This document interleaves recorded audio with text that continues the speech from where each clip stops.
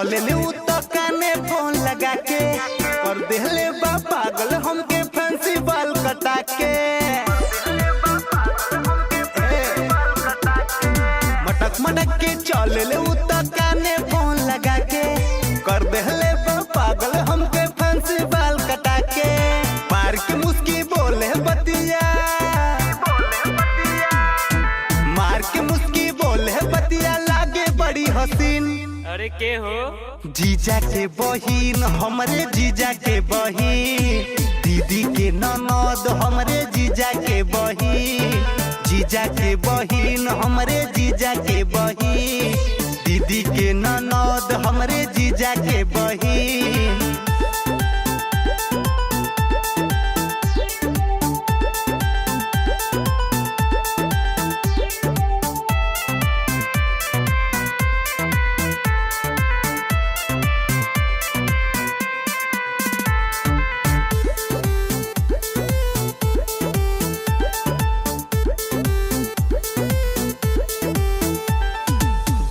जब दीदी के घरे देख देख मुस्कावेली कभी इधर से कभी उधर से हमसे आँख लड़ावेली चाहे जब दीदी के घरे देख देख मुस्कावेली कभी इधर से कभी उधर से हमसे आँख लड़ावे और आँख बा उनकर बड़ी नसीली आँख बा उनकर बड़ी नसीली यादा बड़ी नमकीन।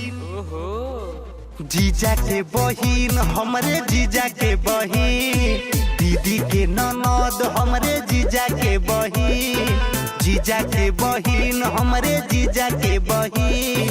दीदी के ननद हमरे जीजा के बहिन।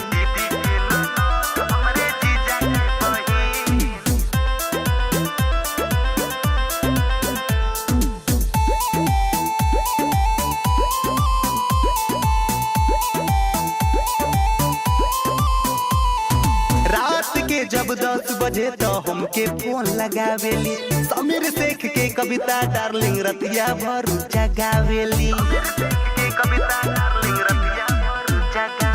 रात के जब 10 बजे तो हमके फोन लगावेली दीपक लाल के कविता डार्लिंग रतिया भर जगावेली जब जब हमरा नींद लगे तो